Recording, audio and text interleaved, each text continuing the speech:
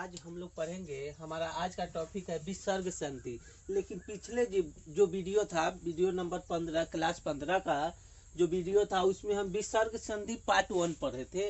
मतलब विसर्ग संधि बनाने का जो नियम है उसको दो भागों में हम बांट के पहले वीडियो में क्या किए थे, 4 गो बताए थे बनाने का नियम। अब 5वें नियम से यहाँ समझेंगे। तो ये जो वीडियो होगा, ये वीडियो भी देखिए यहाँ विसर्ग संधि का ही है, लेकिन ये पार्ट 2 है। पहले पार्ट को हम लोग पढ़ चुके हैं, जो 5 बनाने का नियम है था 4। अब 5वें से हम शुरू करेंगे। तो इस वीडियो को टॉपिक को मुख्यतः हम कहेंगे विसर्ग संधि का पार्ट 2। मतलब विसर्ग संधि का दूसरा आज क्लास चल रहा है। तो आइए हम इस दूसरे क्लास में जानते हैं तो विसर्ग संधि बनाने के नियम। विसर्ग संधि,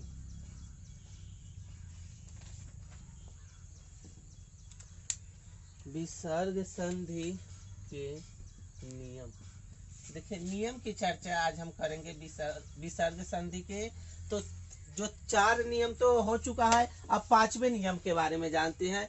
5वां नियम देखिए यहाँ, 5वां नियम विसर्ग का, यहाँ देखिए विसर्ग का स में बदलना, स में बदलना।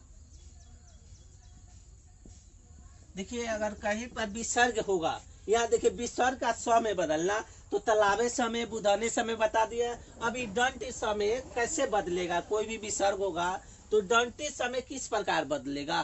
तो ये जो बदलने का नियम है उसके बारे में हम चर्चा करते हैं। तब अब आइए विसर्ग का स में बदलना किस तरीके से बदलेगा, तो यहाँ हम तरीका जानते हैं। देखिए तरीका जानते हैं, यहाँ पे किस प्रकार का तरीका होगा।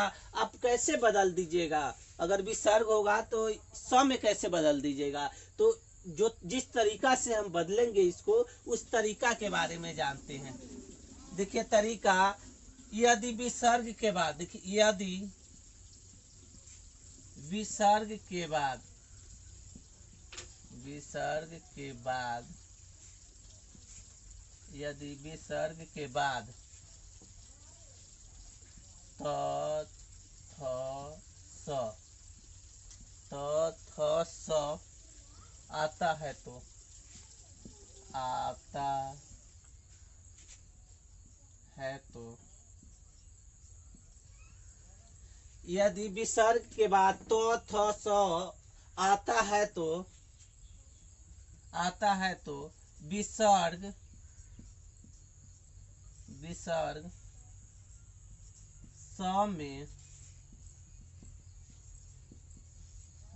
बदल जाता है। देखिए विसर्ग का स में किस प्रकार बदलेगा, अगर आपको कहीं उदाहरण दिया रहेगा और आपको कहेगा विसर्ग का स में बदलिए, तो किस प्रकार से बदलिएगा, आप कैसे बदलने का नियम का प्रयोग किस प्रकार कीजिएगा। तो इसमें देखिए तरीका, हम विसर्ग का स में बदलने का हम तरीका यहाँ बता रहे हैं। देखिए यदि विसर्ग के बाद त थ स आता है तो अब विसर्ग स में बदलेगा। दंती स में विसर्ग कब बदलेगा, तो विसर्ग के बाद तो थ और स आए, दंती स आए, तब इसको दंती स में बदलेंगे। और वो भी यहाँ पर देखिए ये चिन्ह दिया हुआ है, और इस चिन्ह का मतलब होता है आधा वर्ण। जो भी वर्ण आएगा वो आधा रहेगा। यहाँ देखिए विसर्ग का जो स में बदलना है, हम जो चिन्ह दे रहे हैं, तो इस चिन्ह का मतलब होगा, ये चिन्ह में किसी प्रकार का कंफ्यूजन नहीं कीजिएगा, इस चिन्ह का मतलब ही होगा आधा वर्ण। तो जहां भी ये प्रयोग होगा आधे के रूप में होगा। जैसे देखिए,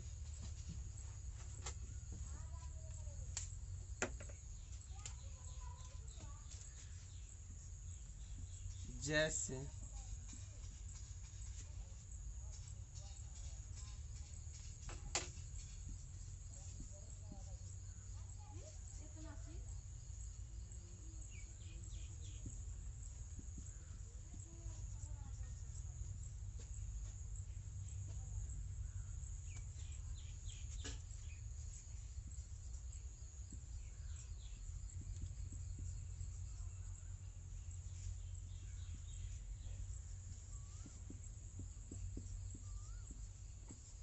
देखिए यही विसर्ग संधि के उदाहरण के माध्यम से समझिए। देखिए यदि विसर्ग के बाद, तो विसर्ग के बाद त हो, थ हो, स हो, तो यहाँ देखिए विसर्ग के बाद क्या है, तो है, तो यही विसर्ग बुधन दंती स में बदल जाएगा। तो यहाँ देखिए हो जाएगा नी, विसर्ग के जगह पर स, तेज, निस्तेज।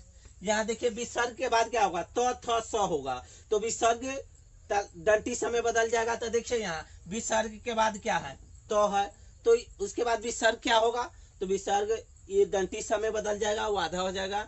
और उसके बाद मरु प्लस थल है, मरु प्लस थल है, तो यहाँ देखिए विसर्ग का प्रयोग किया गया है। तो विसर्ग के बाद क्या होगा, तो थ स, तीनों में से कोई आना चाहिए, तो यहाँ पे थ आया है। तो अब देखिए इसको मरुस्थल कर देंगे, मरुस्थल कर देंगे, क्योंकि विसर्ग के बाद थ है, थ होगा विसर्ग के बाद, तो विसर्ग को हम यही दंती स आधा कर देंगे, आधा वर्ण। देखिए यहाँ पे चिन्ह के माध्यम से भी हम दर्शा दिए हैं, तो ये जो वर्ण का प्रयोग किया जाएगा आधे के रूप में किया जाएगा। अब देखिए यहाँ पे तीसरा जो उदाहरण है, ये उदाहरण 1, उदाहरण 2, उदाहरण 3 और उदाहरण 4। तीसरा उदाहरण हमारा देखिए नमः प्लस ते, तो नमः प्लस ते यहाँ विसर्ग है, देखिए स्पष्ट है, यहाँ विसर्ग है और विसर्ग के बाद तो थ स। देखिए यही तीनों में से कोई होगा, तो अब विसर्ग आपका हो जाएगा 100 में, आधा में बदल जाएगा। तो यहाँ देखिए नमः प्लस ते है, तो यहाँ तो नियम के अनुसार आ रहा है, तो विसर्ग क्या हो जाएगा, दंती स आधा हो जाएगा। देखिए नमः प्लस ते, नमस्ते हो जाएगा। देखिए विसर्ग के बाद तो थ स हो, यही देखना है, तो विसर्ग के बाद यहाँ तो है, तो क्या हो जाएगा, नमस्ते हो जाएगा। अब यहाँ देखिए दुह प्लस तर है, तो यहाँ विसर्ग है, अब विसर्ग के बाद इसमें क्या कह रहा है, तो थ स हो, तो यहाँ देखिए विसर्ग के बाद तो है, जब विसर्ग के बाद तो है तो विसर्ग क्या हो जाएगा, तो दंती स में बदल जाएगा, आधे वर्ण के रूप में दंती स के, तो हो जाएगा क्या, दुस्तर, दुस्तर हो जाएगा। देखिए ये तो हम समझ गए विसर्ग का स में बदलना, दंती स में बदलना, तो दंती स में ही आधे वर्ण में बदलना। तो उसके बाद देखिए इसका तरीका क्या होगा, तो ये विसर्ग आधे स में कैसे बदलेगा, तो तरीका के माध्यम से समझिए। से यदि विसर्ग के बाद तो थ स आता है, तो विसर्ग स में बदल जाएगा। तो देखिए यहाँ विसर्ग के बाद ये तीनों अक्षर के ध्यान में रखिएगा, तो थ स अगर आए तो विसर्ग स में बदल जाएगा। यहाँ उदाहरण के माध्यम से देखिए नी प्लस तेज, तो यहाँ विसर्ग के बाद तो है, तो विसर्ग स में बदल गया है। दूसरा मरु प्लस थल है, तो यहाँ विसर्ग के बाद देखिए थ है, तो विसर्ग के बाद थ जैसे होगा तो विसर्ग स में बदल जाएगा। उसके बाद देखिए नमः प्लस ते है, तो विसर्ग के बाद तो है, तो विसर्ग स में बदल जाएगा। उसके बाद दुह प्लस तर है, तो विसर्ग के बाद यहाँ देखिए तो है, तो विसर्ग स में बदल जाएगा, तो दुस्तर हो जाएगा। अब हम छठे नियम के बारे में जानते हैं, हमारा छठा नियम क्या है उसके बारे में समझते हैं।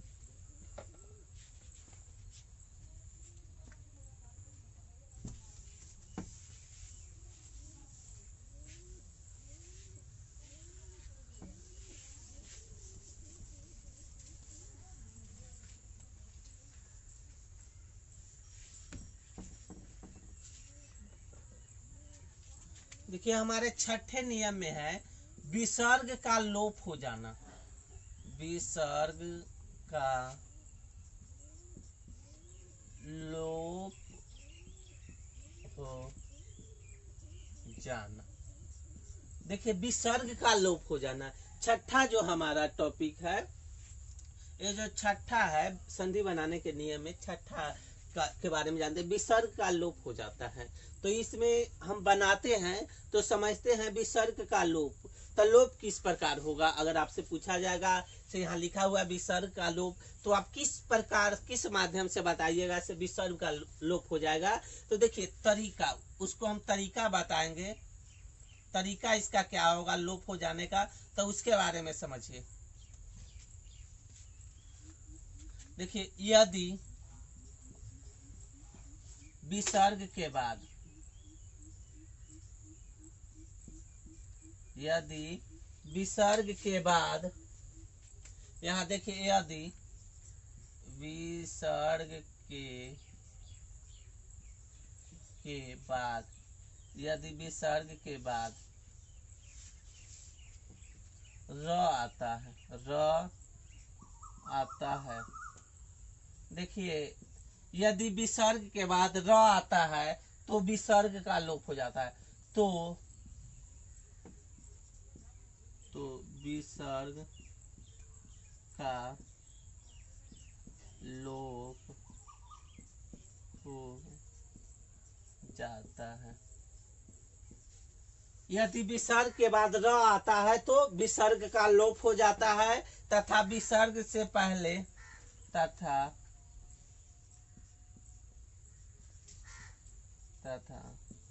विसर्ग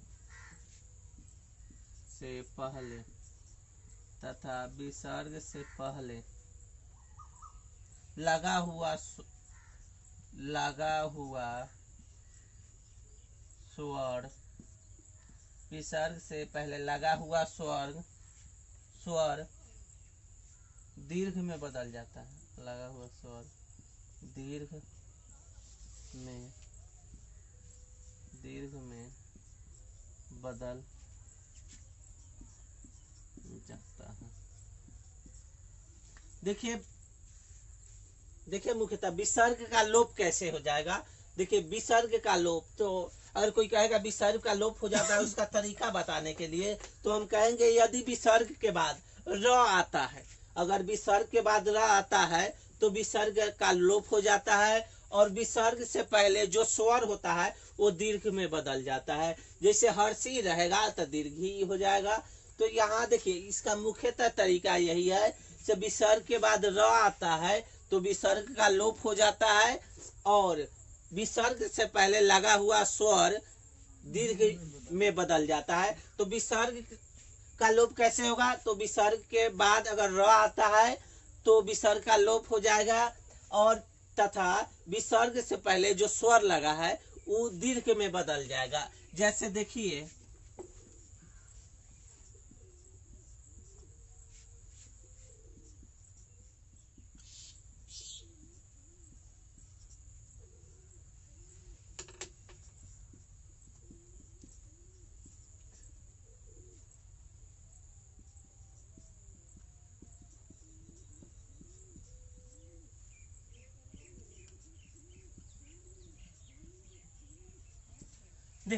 अब देखिए इसके उदाहरण के माध्यम से समझते हैं हम से विसर्ग का लोप किस प्रकार होगा। तो देखिए विसर्ग का लोप किस प्रकार होगा, तो विसर्ग के बाद र आएगा तो विसर्ग का लोप हो जाएगा, तथा विसर्ग से पहले जो स्वर लगा होगा वो दीर्घ में बदल जाएगा। यहाँ देखिए नी प्लस रब है, तो यहाँ पे देखिए विसर्ग के बाद र है, तो विसर्ग के बाद र होगा तो विसर्ग हट जाता है और जो स्वर लगा है वो दीर्घी में हो जाता है। तो यहाँ देखिए इसको लिखेंगे नीरब।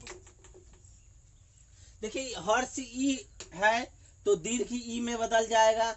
देखिए स्वर है तो हर्षी में तो दीर्घ हो जाएगा। तो स्वर का मुख्यतः क्या काम है, यहाँ स्वर्ग दीर्घ में बदल जाता है। तो अगर हर्षी रहेगा स्वर तो स्वर दीर्घ ई में बदल जाएगा। यहाँ देखिए बदलाव के बारे में बताया गया है। तो अगर हर्षी रहेगा तो स्वर दीर्घ ई हो जाएगा। स्वर हर्षी दीर्घ ई में कब बदलेगा, तब जब विसर्ग के बाद र आता है, विसर्ग के बाद र आता है तो र का लोप हो जाएगा, और लोप होने के बाद जो उसका हर्ष ई रहेगा, अगर स्वर हर्ष ई रहेगा तो दीर्घ ई में स्वर बदल जाएगा, तो स्वर्ग दीर्घ हो जाएगा। तो देखिए हर्ष ई है स्वर यहाँ, तो दीर्घ ई में बदल जाएगा। दूसरा देखिए निह प्लस रज है, तो देखिए विसर्ग के बाद र है तो विसर्ग का तो लोप हो जाएगा, लेकिन जो स्वर दिया गया हर्ष ई स्वर, तो स्वर दीर्घ में बदल जाएगा। तो यहाँ देखिए लिखेंगे नीरज। उसके बाद देखिए तीसरा है निह प्लस रोग है, तो देखिए यहाँ विसर्ग के बाद र है, तो विसर्ग के बाद र है तो विसर्ग का तो लोप हो जाएगा स्वतः ही। लेकिन इसके बाद देखिए ये जो स्वर का प्रयोग किया गया है, तो स्वर ये हर्ष ई स्वर है, हर्ष ई स्वर है, तो यही हर्ष ई स्वर दीर्घ ई में बदल जाएगा। तो दीर्घ ई में जैसे बदलेगा तो इसके लिखेंगे निरोग। उसके बाद देखिए निह प्लस रस है, तो यहाँ देखिए विसर्ग है और विसर्ग के बाद र है, तो जैसे विसर्ग के बाद र है तो विसर्ग तो स्वतः समाप्त हो जाएगा और ये हर्षी की मात्रा दीर्घी की मात्रा हो जाएगी। तो यहाँ देखिए हम लिखेंगे नीरस, नीरस हो जाएगा। देखिए तो ये तो हमारा छठा था। अब सातवें विसर्ग के बारे में जानते हैं। जो सातवें विसर्ग का लोप है या बनाने का जो नियम है उसके बारे में समझते हैं। सातवां हमारा टॉपिक विसर्ग का बने रहना। सातवां जो टॉपिक है, यहाँ विसर्ग का लोप हो जाता है, लेकिन सातवें के बारे में हम बताएंगे से सातवां विसर्ग जैसे का तैसा रहेगा, उसमें लोप नहीं होता है और ना ही विसर्ग के स्थान पर कोई दूसरा प्रयोग किया जाएगा।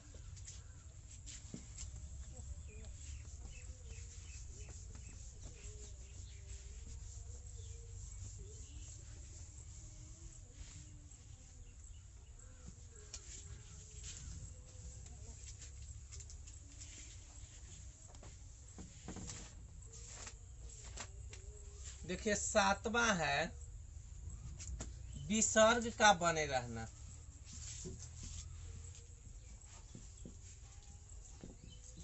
बने रहना, देखिए विसर्ग का बने रहना, तो विसर्ग कैसे बना रहेगा, कैसे बना रहेगा विसर्ग। यहाँ देखिए विसर्ग का बने रहना, तो अब जो हम विसर्ग संधि के नियम बता रहे हैं, तो उसमें विसर्ग संधि करने के बाद एक दूसरे से मिलने के बाद भी स्वतः बना रहेगा जैसे का तैसा। तो देखिए इसके तरीका के बारे में, तरीका से ही स्पष्ट होगा। देखिए तरीका के बाद यदि विसर्ग से पहले, देखिए यदि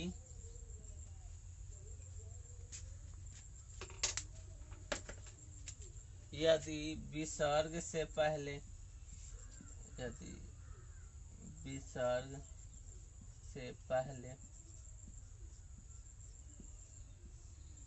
यदि विसर्ग से पहले और रहे, और रहे, यदि विसर्ग से पहले और है तथा, तथा विसर्ग के बाद, तथा विसर्ग के बाद, तथा विसर्ग के बाद क ख प फ, क ख प फ, क ख प फ रहे तो, रहे तो, क ख प फ रहे तो, रहे तो विसर्ग बना रहता है।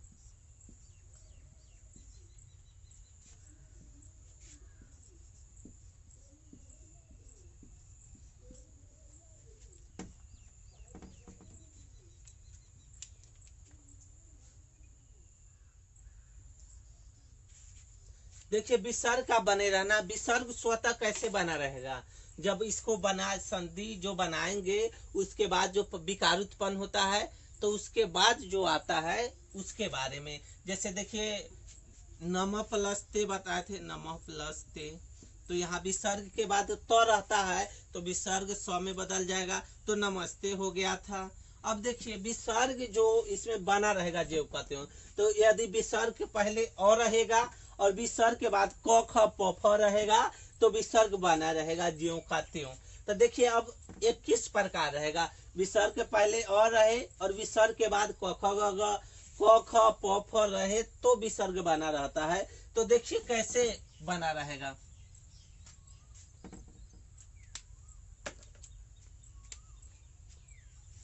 देखिए पय प्लस पान,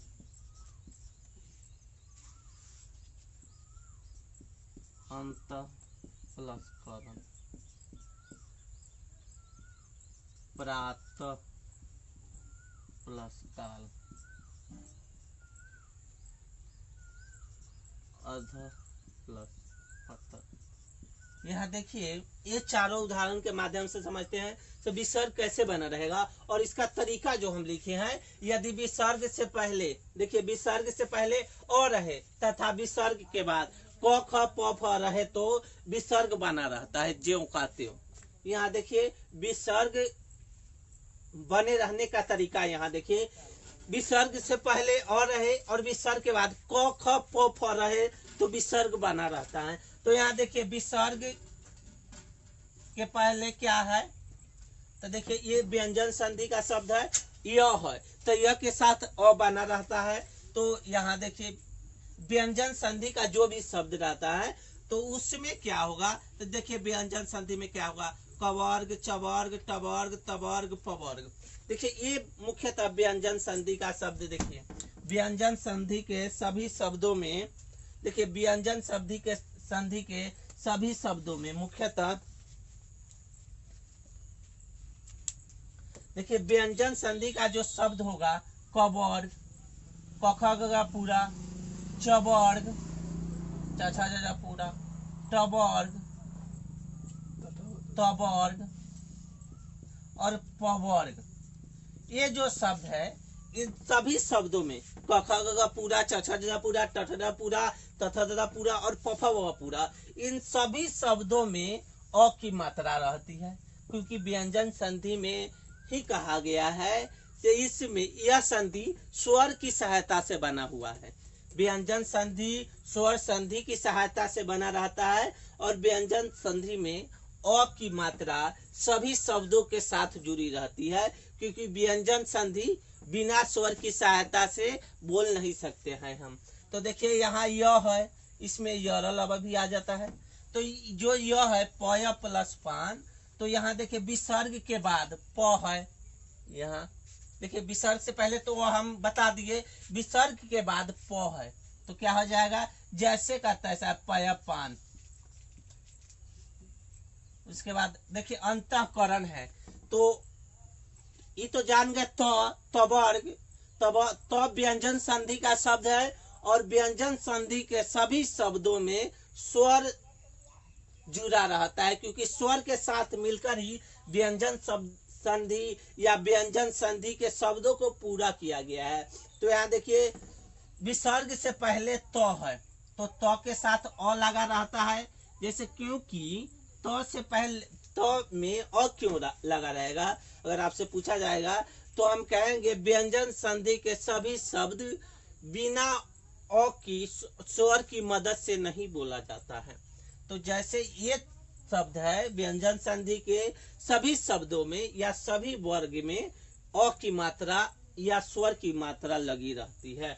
तो यहाँ देखिए अ तो स्वर में आ जाता है, तो स्वर में कैसे आएगा, तो स्वर में इसलिए आएगा क्योंकि व्यंजन संधि का व्यंजन वर्ण है और व्यंजन वर्ण में, व्यंजन वर्ण का परिभाषा में हम कहते हैं से व्यंजन उन वर्णों को कहते हैं जो स्वर की सहायता से बोला जाता है।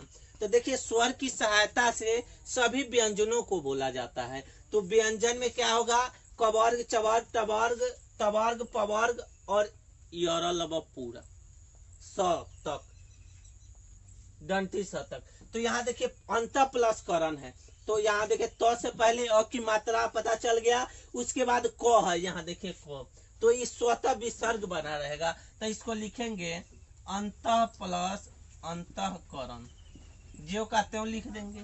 उसके बाद देखिए प्रातः काल, प्रातः काल में देखिए यहाँ क्या है, देखिए विसर्ग के बाद तो है, तो व्यंजन शब्द का शब्द है तो इसमें अ लगा रहता है, उसके बाद क है, तो देखिए यहाँ ज्यों का त्यों प्रातः काल लिख देंगे।